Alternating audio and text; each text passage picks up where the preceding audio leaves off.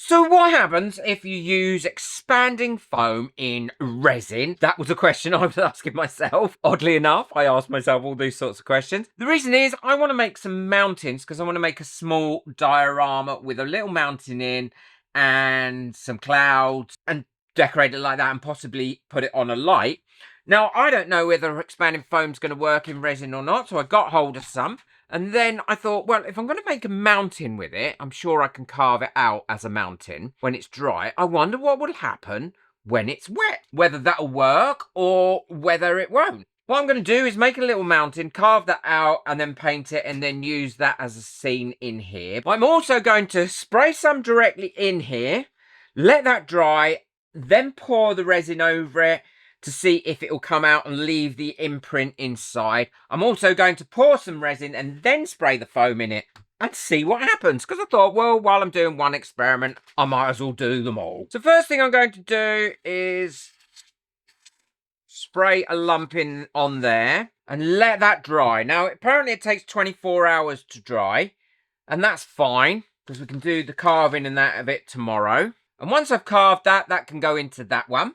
Now, if you're going to use this, then please follow the manufacturer's safety instructions, because that's really important. So all I'm going to do is squeeze a little bit into there, like that. Let that do its thing, dry up, and then I can cast on top of that one. And this one, I'm going to fill with resin and then spray some foam in it and see if that gives any sort of effect. I'm not going to be able to put much resin in there. Well, this is expanding a lot more than I wanted it to, but then I suppose it is called expanding foam for that reason. So all I'm going to do is scoop some out. I can't see this being a success, to be perfectly honest, this one. But we will see, won't we? We don't know unless we try. Well, I've got my resin mixed up now. I'm going to degas it because I want it to be as bubble-free as possible before I spray a load of bubbles into it. I don't think this is going to work, but we will see. So I'm using my Resiners Airless Pro. It's one of the most powerful ones on the market for home use. And I'm going to put this on for 5 minutes, and that should be enough to degas that.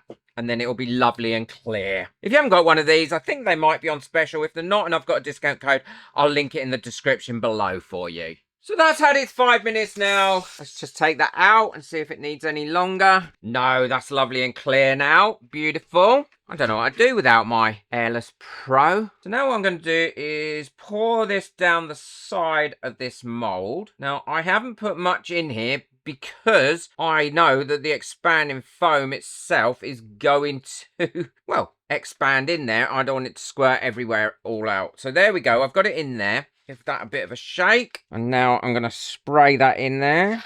And that should do. And fill that right up to the top, that resin. And then leave that to cure. Because I don't think you're going to be able to remove it. But we will find out. I've degassed some more. And what I'm going to do is top this up. I really don't think any of these are going to work. Well, the mountain one, I think the first one will work out. But I really don't think these are going to work out.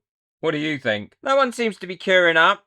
I'm going to clear it off. Once it's dry, I will clear it off the silicone around the outside. And once I pour the resin into this, I can't, once this is dried properly, I can't see this ever being able to be removed. But we will see. I might spray it with a bit of mould release and see if that'll help. So that's on there now, and that can be drying on there. Ready for when I go to pour my resin in there. This one is curing up lovely. I'm going to leave it 24 hours so that when I come to carve it, then it should be nice and solid. And this one is still expanding. I'm going to top it up a little bit more because it's obviously filled up into some of those holes. And I'll keep checking on it and keep topping it up. It's very light, this foam, and as a result it is floating to the top, especially this one, because I sprayed it in the actual resin itself. So I've had another idea. I thought I'd make a false can of, not a can of Coke, a false glass of Coke with some foam on the top. So I've mixed up some resin. I'm putting a bit of black in it.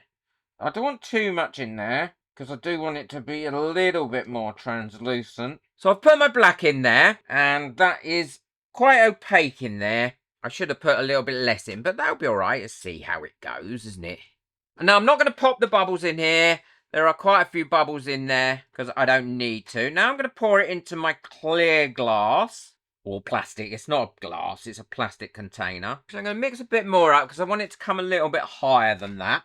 So I've mixed up my resin and I've mixed some black in it, and I've tried to mix as many bubbles as I possibly can into this, because obviously it's meant to be a gassy drink and it would have lots of bubbles in it. Whether they'll stay or not, I never get bubbles to stay when I need them to stay, to be perfectly honest. I've just used a 1-to-1 mix with this, and although it doesn't look like it on the camera, it is actually translucent. And now what I want to do is pop a straw in there, because all the best fizzy drinks have a straw, don't they? But I am going to try and drip some of it down the straw like this as well. And now I'm going to leave that in there to cure.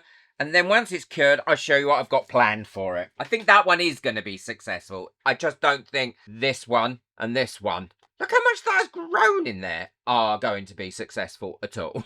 But we will see. This is all cured now. So what I'm going to do is add some foam to this, going all the way around the top so it looks like it's all frothy, and some coming down the side like that.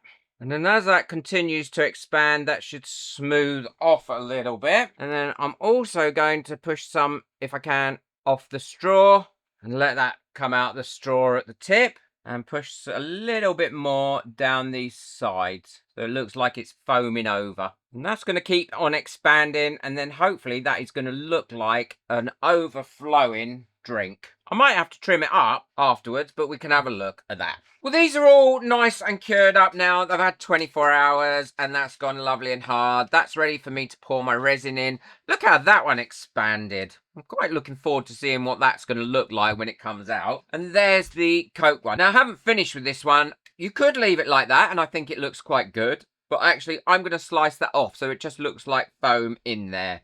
And I'll show you how I'm going to do that in a minute. This came straight off the silicone once it cured, which was brilliant. I'm now going to attempt to carve this into something like a mountain.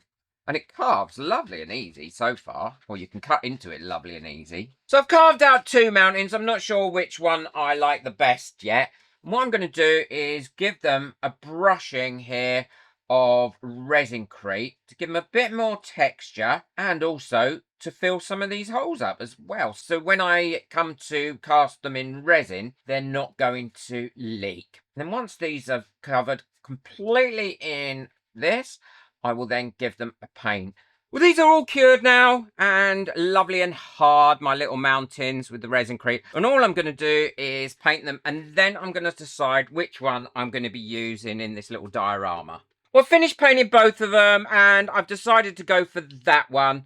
I really like the look of that one. I do like that one, and I might mould that using some brush on silicone or something. Before I carry on any further, I'm going to quickly make myself some clouds. And if you want to know how I do this, then I've got a whole video on making clouds in resin and using this stuff. It works brilliantly. We've got my resin mixed up, and all I'm going to do is put a thin layer in. Because I've mixed up such a small amount, and I mixed it up quite quickly actually, it's got a lot of bubbles in it and I want that to be completely bubble free. What I'm going to do is again pop it into my degasser for 5 minutes, and then that will clear that completely, ready for me to do the next stage. And these two, that's finished now. I can't believe how much that expanded. And this one, all I need to do is pour my resin in it, and we'll see how that comes out. While I'm degassing the resin to go in this one, all I'm going to do is pour my degassed resin into here. I don't want it too deep at this stage because I want to put these bits of cloud in and let that cure up. And all I'm doing is putting these in randomly and allowing the bottom bit, which is the flat bit,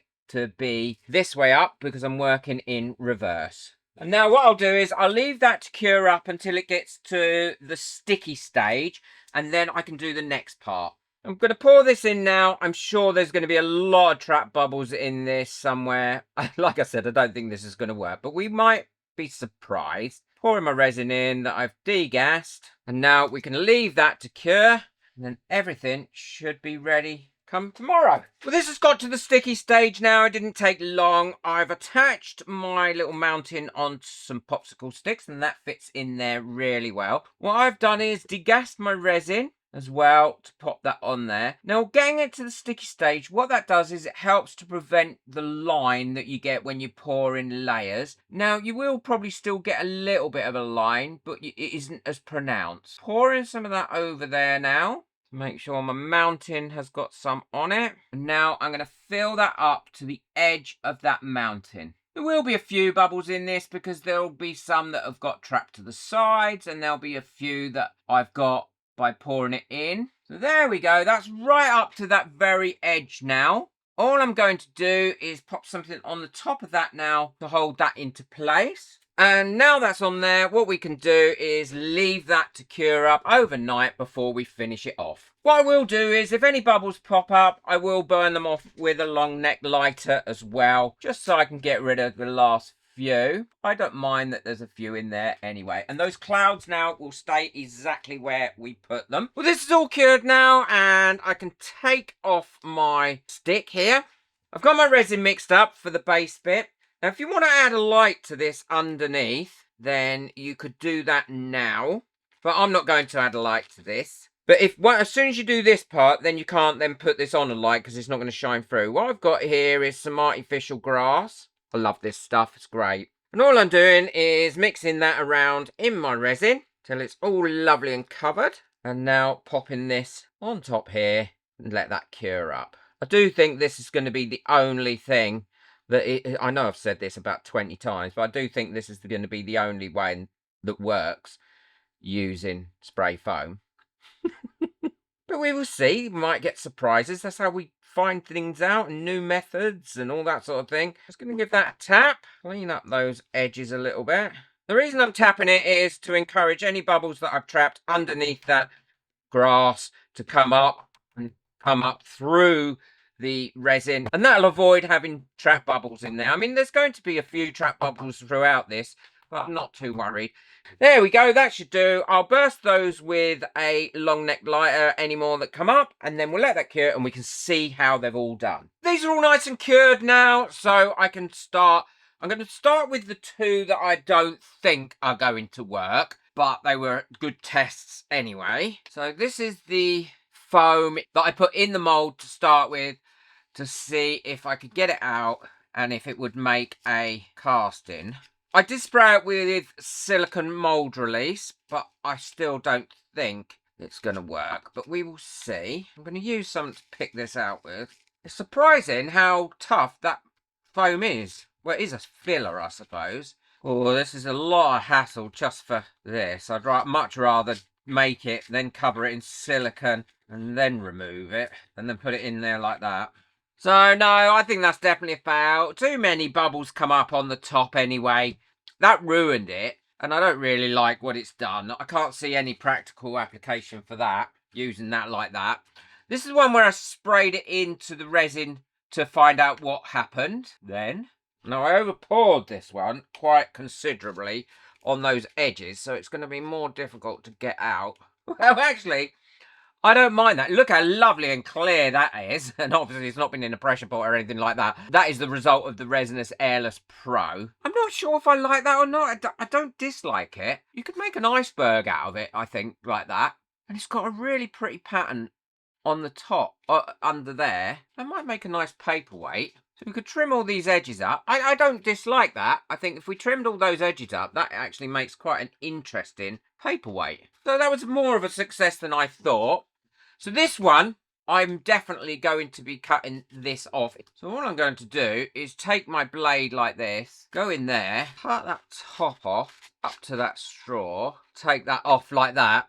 And now that looks much more like a top of a drink. Trim these up so it looks like it's flowing over. And then you've got a fake Diet Coke or Coke. You could even have it as a nightlight, I think, because you could have light coming through it like that. And that would give a little bit of light, got a bit coming out of the straw. That's just a bit of fun. And now we've got the one that I'm really hoping has worked. I'm sure, I can't see any reason why it wouldn't have done. Oh yeah, that has definitely worked. You see, I like that as using it for making things like this, little dioramas. It paints really well. It covers in Resincrete really well. And because I left that to the gel stage, those clouds have come out quite nice and there's not too much of a line. But this is what I mean by, you know, it would look nice with lights in, but it's not going to light up because that is quite a solid green. Yeah, I really like that. I think it worked really well for making a fake drink. Terrible for spraying in molds and then casting on, but actually not too bad for making a really interesting paperweight if you spray in. I mean, I would need to trim all these edges up and sand them down, but that wouldn't be a problem either. Great shape in there. Like an explosion, so you could do a great explosion piece in there. Overall, I wanted to know whether you could use spray foam in resin, and I think this has answered it. If you want to check out one of my other experiments, I'll link that at the end of this video. Be sure to boot the like button, hit that subscribe button, hype this video if you can, and also share it. But most of all, take care and enjoy your resin. Bye.